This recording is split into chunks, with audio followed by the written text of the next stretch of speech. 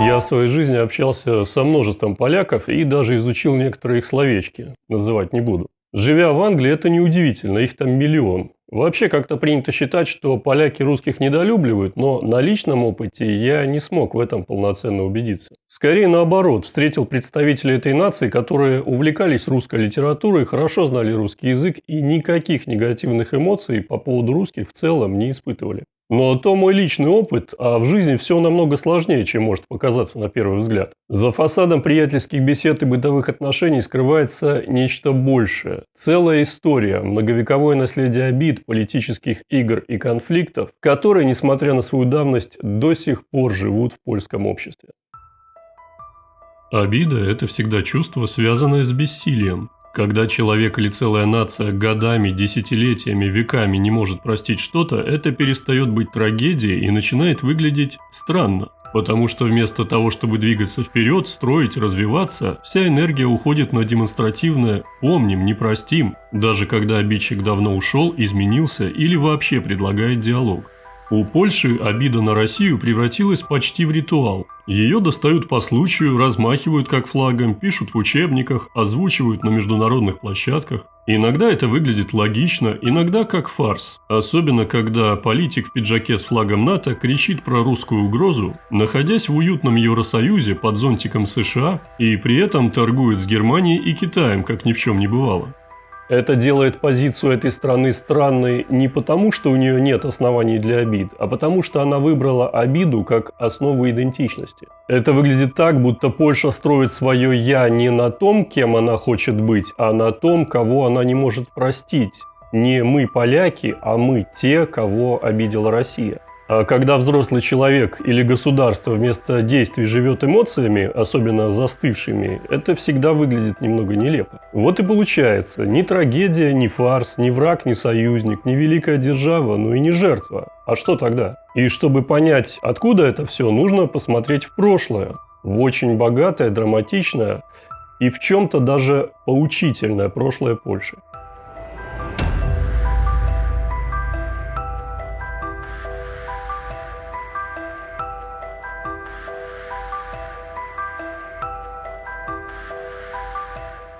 Чтобы понять, откуда у Польши такое отношение к России, надо взглянуть вглубь веков. И не просто на саму Польшу, а на то, чем она когда-то была. Потому что Речь Посполитая – это не Польша плюс что-то там еще. Это было мощнейшее государство совершенно особого типа. Союз двух равных партнеров – короны польской и Великого княжества Литовского. Да-да, Литва тогда была совсем не той маленькой страной, какой мы ее знаем сегодня. Великое княжество Литовское простиралось от Балтики до Черного моря и включало в себя не только этническую Литву, но и территории современной Беларуси, Украины и части России. Столицей был город Вильно, ныне Вильнюс, а основной элитой не столько литовцы, сколько русины, то есть восточные славяне, говорившие на языке близком к старорусскому. Вот такой парадокс. Литовское государство было во многом русским по культуре и по составу населения. И именно оно на протяжении веков было главным соперником Москвы за контроль над этими землями, причем нередко успешным.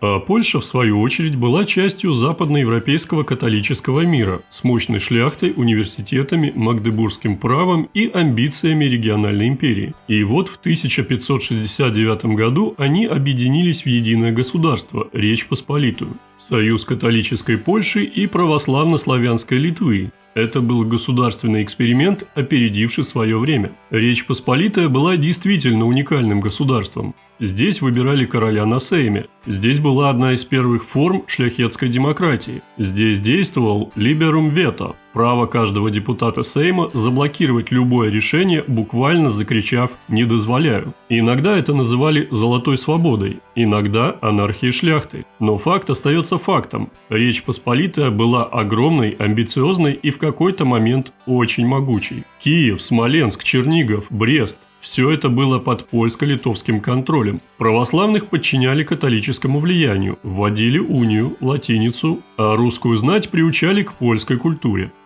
И вот тут появляется корень будущей вражды, потому что Москва тоже претендовала на эти земли. Она считала себя наследницей Киевской Руси, а поляки, в свою очередь, считали, что они несут цивилизацию, Запад, порядок. Так и начался долгий исторический конфликт двух миров – московского и польского. На пике своего могущества Речь Посполитая чувствовала себя практически цивилизатором Востока. Москва тогда им виделась варварской окраиной Европы, и поляки смотрели на нее свысока, с университетами, шляхетской культурой, костелами и своей латинской ученостью. И, как ни странно, в определенный момент им почти удалось подчинить себе Россию.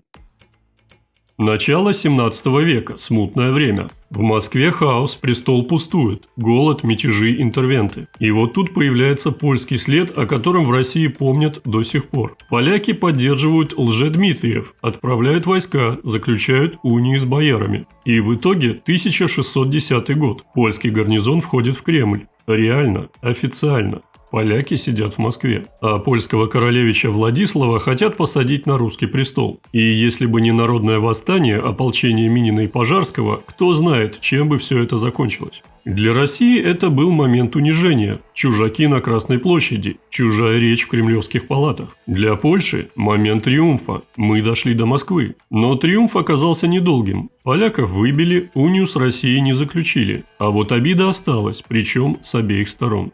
И вот с тех пор начинается то, что можно назвать вековой тенью взаимного недоверия. Россия запомнила, что поляки были в Кремле, поляки, что Россию почти удалось взять. И оба народа стали помнить это каждый по-своему, как травму и как амбицию одновременно. А потом Речь Посполитая начала трещать по швам, шляхетские вольности, разрозненность, неспособность к реформам – все это привело к постепенному ослаблению государства. В XVIII веке сначала внутренний хаос, потом вмешательство внешних держав и в итоге 3 знаменитых раздела Польши, проведенные Россией, Пруссией и Австрией.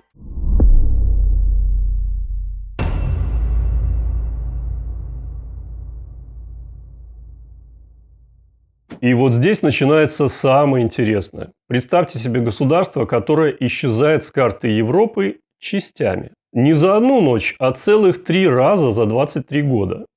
Именно такая судьба постигла некогда могущественную Речь Посполитую, Федерацию Королевства Польского и Великого княжества Литовского. В 1772 году 3 могущественные державы – Российская империя, Пруссия и Австрия – решили, что соседняя Речь Посполитая выглядит слишком аппетитно. Екатерина II, правившая тогда Россией, что неудивительно, играла ключевую роль в этом процессе. Думаю, эта женщина в отдельном представлении не нуждается. При ее правлении Россия достигла одного из пиков своего могущества. Так вот, в результате этого первого раздела Российская империя получила восточную часть современной Белоруссии и часть Ливонии, примерно 92 тысячи квадратных километров и 1,3 миллиона жителей. Интересный факт. Формальным поводом для раздела была защита религиозных меньшинств, православных и протестантов. Как говорится, традиции защиты соотечественников имеют давнюю историю.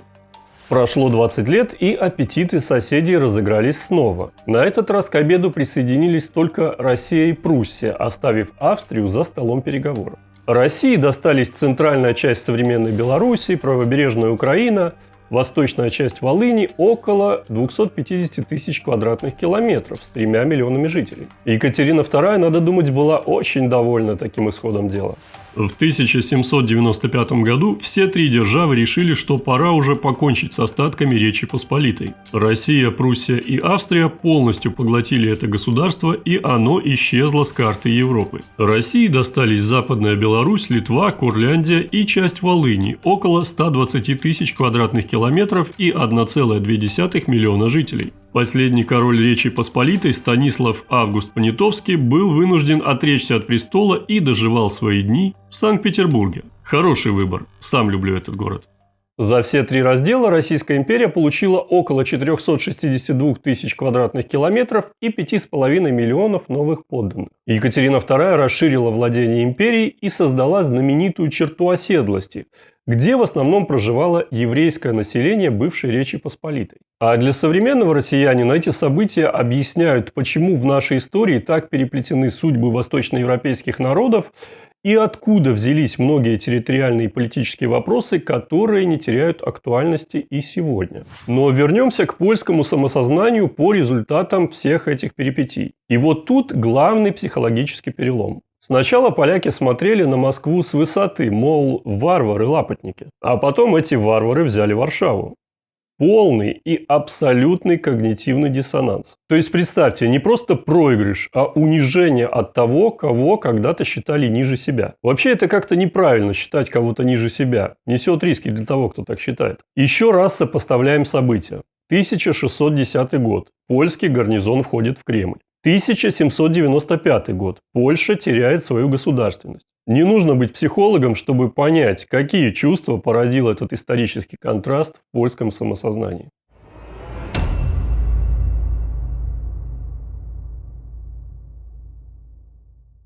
После 3 разделов Польша исчезла с карты, но уж точно не из сердец самих поляков. XIX век стал для них периодом непрерывной борьбы и, что гораздо важнее, создание мощнейшей культурной мифологии, которая питает польское самосознание до сих пор.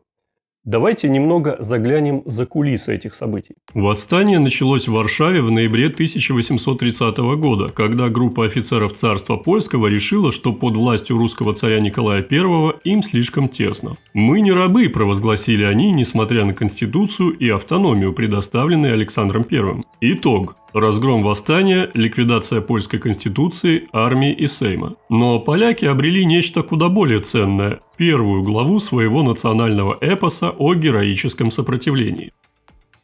Интересный факт. После поражения восстания около 10 тысяч поляков эмигрировали, образовав так называемую Великую эмиграцию. В основном во Францию, в Париж.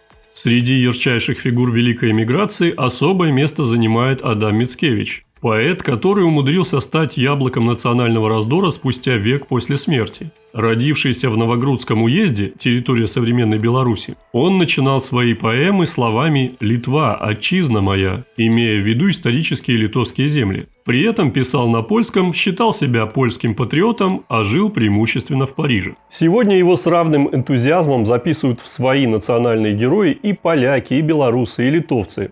Как говорится, у хорошего поэта всегда много родственников. В Минске даже стоит памятник белорусскому поэту Адаму Мицкевичу, что вызывает у поляков примерно те же эмоции, какие у нас вызывало бы определение Пушкина как украинского поэта на основании его пребывания в Одессе. И еще из известных фигур польской эмиграции можно выделить всемирно известного композитора Фредерика Шопена. Покинув Польшу в 20-летнем возрасте за месяц до начала ноябрьского восстания, он так никогда и не вернулся на родину. Вместо этого Шопен создал в Париже свои знаменитые полонезы и мазурки, польские по духу, но понятные всему миру. Есть что-то символичное в том, что этот хрупкий музыкант, страдавший от туберкулеза, стал для поляков олицетворением их национального характера. Изысканный, утонченный, с нотками меланхолии и непременным героическим порывом. По легенде, его сердце после смерти было тайно перевезено в Варшаву и замуровано в колонне костела Святого Креста, как последняя частица его души, вернувшаяся на родину.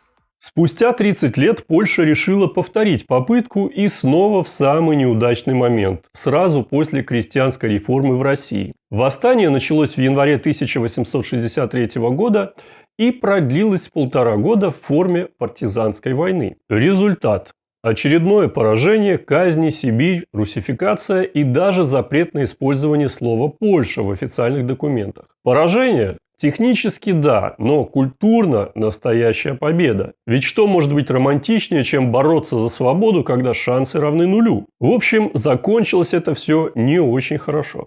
После 2 эпических поражений польская интеллигенция создала удивительный культурный феномен – национальное мессианство. Его главным архитектором стал тот самый Адам Мицкевич, провозгласивший Польшу Христом народов, который страдает за грехи всей Европы и своими муками искупает их. Согласно этой теории, Польша не просто потерпела поражение, она принесла себя в жертву ради будущего освобождения всех угнетенных народов. Надо сказать, довольно удобная формула, ведь если разобраться, так любое поражение можно переосмыслить как часть великого плана спасения. А представьте, что было бы, если бы они выиграли хоть одно восстание. Еще чего доброго, пришлось бы срочно переписывать всю свою литературу. Но это так, мысли вслух. Польский романтизм стал идеальным художественным воплощением национальной травмы. Мицкевич, Словацкий, Красинский создали произведения, где герои сражаются за безнадежное дело, но морально всегда остаются победителями. В знаменитой поэме «Дзяды» Мицкевич изображает Россию царством тьмы, а Польшу – носителем света. Пан Тадеуш начинается ностальгическим «Литва, отчизна моя», тоской по утраченной родине. Эти произведения стали для поляков своего рода национальной Библией. Как вам такое? Цитирую.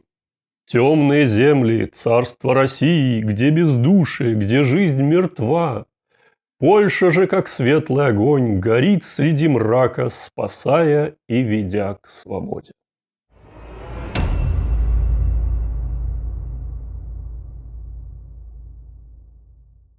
Когда три империи, поделившие Польшу, одновременно развалились в 1918 году по окончании Первой мировой, поляки, привыкшие к героической борьбе и романтическим поражениям, оказались в непривычной ситуации. Им, наконец, улыбнулась удача. Правда, некоторые по инерции продолжали ждать подвоха. Юзеф Пилсудский, наскоро переквалифицировавшийся из социалистического революционера в отца нации, принял бразды правления и с энтузиазмом начал восстанавливать страну, которая не существовала уже больше века. Едва просохли чернила на Версальском договоре, как новорожденная Польша схлестнулась с молодой советской Россией. В 1920 году, пока у нас красные воевали с белыми, Пилсудский решил не мелочиться и восстановить Польшу от моря до моря в границах 1772 года. Поход на Киев закончился стремительным контрнаступлением Красной Армии, и скоро товарищ Тухачевский уже стоял под Варшавой. Но вот именно здесь случилось так называемое «чудо на Висле» – неожиданная и впечатляющая победа поляков, которые смогли дать отпор большевикам. В результате войны Польша получила значительные территории на востоке, включая Западную Беларусь и Западную Украину. Вот так миллионы белорусов, украинцев, евреев и литовцев оказались счастливыми гражданами Второй Речи Посполитой. Эта Вторая Речь Посполитая или Вторая Польская Республика была странным государством. С одной стороны, многонациональная европейская страна с парламентом и конституцией. С другой – отчетливо авторитарная, с культом личности Пилсудского, назначившего себя моральным диктатором Польши. Экономически междувоенная Польша представляла собой довольно причудливый коллаж из бывших российских, германских и австрийских территорий с разной шириной железнодорожной колеи, с разными законами и разным уровнем развития. Вторая Речь Посполитая была так очарована идеей многонационального государства, что решила сделать национальные меньшинства – украинцев, белорусов, евреев – счастливыми через ускоренную полонизацию. Короче, решили их всех по-быстрому сделать поляками. Логика «мы так долго боролись против русификации, теперь наша очередь кого-то ассимилировать» безупречна. Ну а теперь перейдем, так сказать, к самому жуткому моменту нашего исторического расследования. 23 августа 1939 года Сталин и Гитлер подписали пакт Молотова-Риббентропа, фактически договорившись о четвертом разделе Польши. Едва успев отметить 20-летие независимости, Польша оказалась в самом центре мощнейшего конфликта в истории человечества.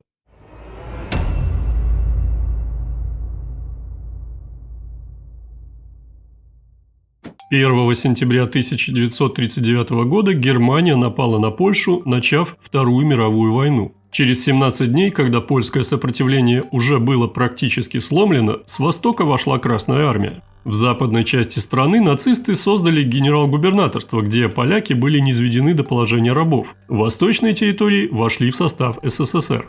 Горькая ирония. Страна, которая годами культивировала миф о своей особой миссии и мессианских страданиях, в годы Второй мировой войны действительно стала одной из самых пострадавших. Тут уж ни отнять, ни прибавить. Как говорится, будьте осторожны со своими мифами. Они имеют свойство сбываться.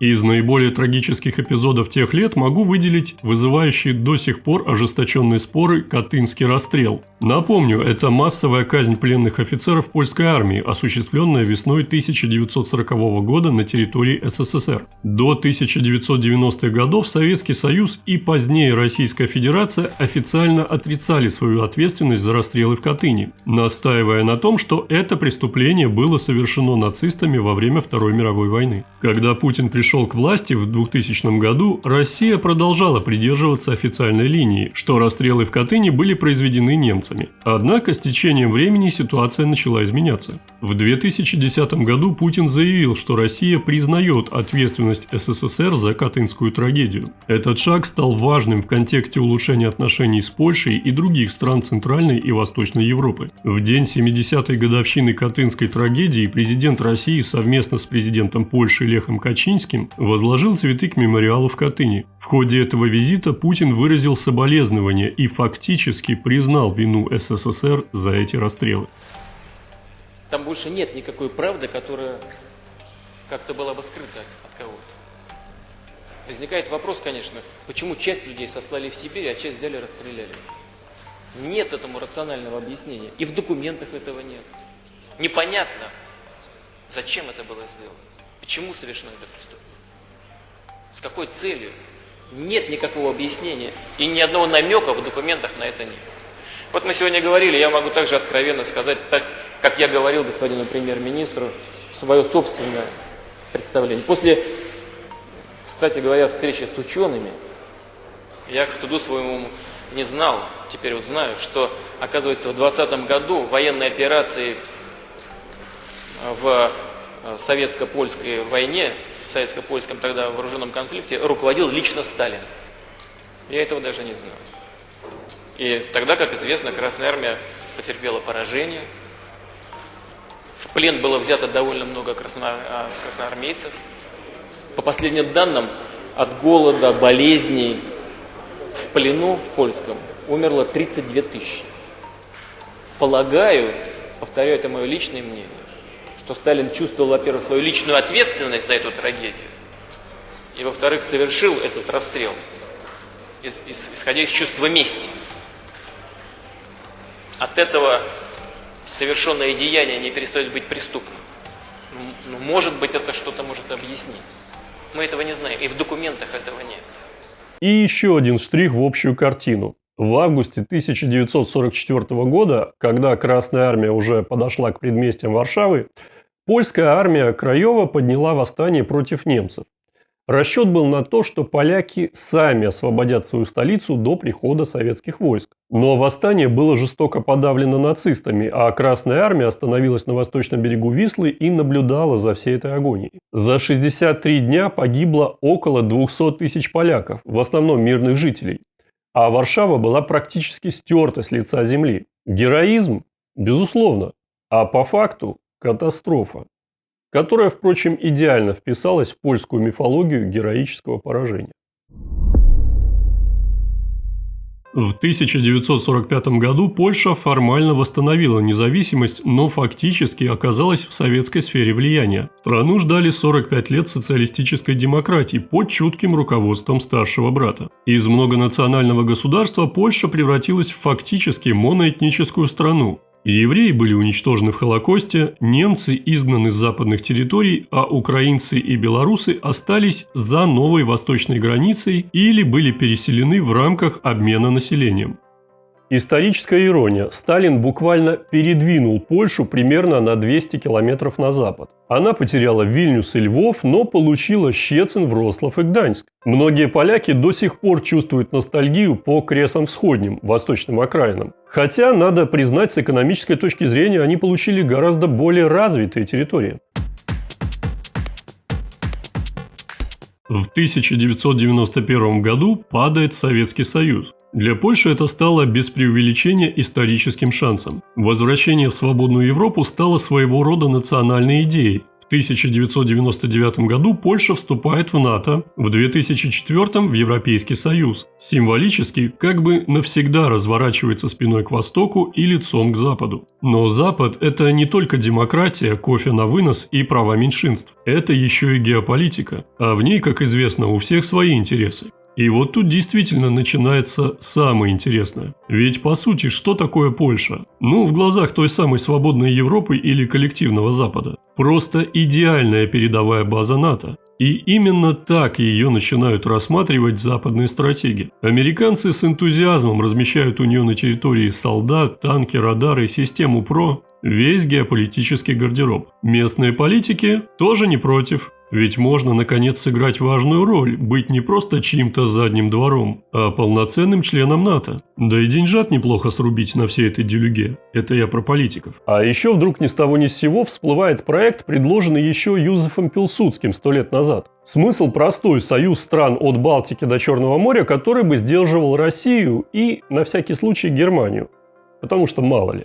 Правильно, зачем таким прекрасным идеям пылиться в чулане истории? И действительно, удобно. Союз маленьких, напуганных, но амбициозных стран, готовых объединиться под вечно работающим лозунгом «лишь бы не Москва». США идею подхватили с энтузиазмом, ведь если можно сделать антироссию руками самих восточноевропейцев, почему бы и нет? Причем еще и с благодарностью в глазах у последних. Эти идеи по-своему и Бжезинский разделял, кстати, поляк. И Бен Ходжес, бывший командующий армией США в Европе, любил использовать этот термин – интермариум. Британцы в лучших своих традициях тоже не упустили шанс сунуть нос. После Брексита им как раз не хватает друзей, и Польша – отличная кандидатура. И вот уже Борис Джонсон заявляет, что можно бы и собрать новый альянс от Балтии до Черного моря. А может и до Каспия, если получится. Так, собственно, родилась новая редакция старой идеи – «Инициатива трех морей». Красивое название вы не находите?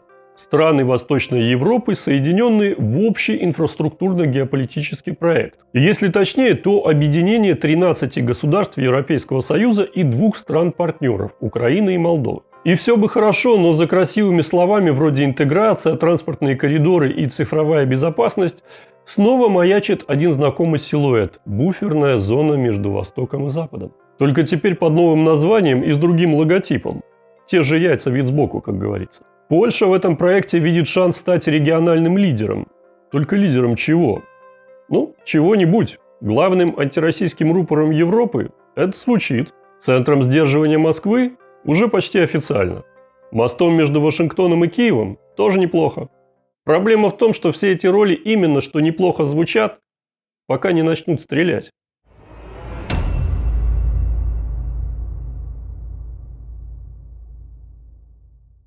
А теперь, господа, главный вопрос. Что же будет дальше? А дальше все зависит от того, кто на самом деле играет в эту игру – политики или народ. Политический класс Польши за последние десятилетия научился быть громким, принципиальным и очень обиженным. Но если отвлечься от парламентских речей, выступлений на саммитах и громких заголовков, а просто пообщаться с живыми поляками, картина уже далеко не столь ясная. Лично я в своей жизни не раз встречал поляков, с которыми можно было говорить без крика, без истерики, без исторических монологов на тему «мы стояли на страже цивилизации». Это были здравомыслящие люди, которые не питали иллюзий насчет политики, ни своей, ни чужой. Люди, которые читали Достоевского. Если и не иронизировали над собственными популистами, то, по крайней мере, тем этих без особой необходимости не касались. И уж точно понимали, что география – штука упрямая. К тому же, нельзя не признать, Польша умеет считать. С момента вступления в Евросоюз она вытянула из него почти 200 миллиардов евро. Рекордные дотации. Эти деньги пошли на дороги, заводы, сельское хозяйство, цифровизацию. И да, поляки ими воспользовались с умом. Без истерик и крика «а мы заслужили», просто взяли и сделали. Когда пришла миграционная волна и Брюссель стал требовать солидарного распределения беженцев по квотам, Варшава вежливо, но твердо отказалась. Они не стали пускать к себе не пойми кого только ради хорошей отчетности в ЕС. И пусть им это стоило штрафов и критики, поляки не прогнулись. Вообще, если смотреть на историю, то Польша – нация с трагической судьбой, но при этом с очень живущим инстинктом самосохранения. Идея жертвенности у них в крови, но не идея самоубийства. В какой-то момент они всегда умеют остановиться, иногда на грани, но все же. Вот и сейчас возникает вопрос. Осознают ли поляки, насколько опасную игру ведут их элиты? Поймут ли, что из страны, которая могла бы быть мостом между Востоком и Западом, стратеги Запада снова лепят линию боевого соприкосновения с великолепной возможностью первыми попасть под удар? Или все-таки опять сработает какой-нибудь непонятный глубинный национальный инстинкт? Ведь трагедия Польши всегда была не в том, что она чего-то не может, а в том, что ее слишком часто втягивали в чужие большие игры. И, может быть, пора бы уже выйти из круга исторических обид, отпустить призраков прошлого и просто начать жизнь по-своему. Без миссии, без фантомных империй, без чужих войн. Может, тогда и не придется снова становиться жертвой чужого сценария. И вообще, как думаете, есть шанс у Польши и России действительно забыть старое и примириться в какой-то обозримой перспективе? Я лично на это надеюсь. А вы? Поделитесь своими мыслями.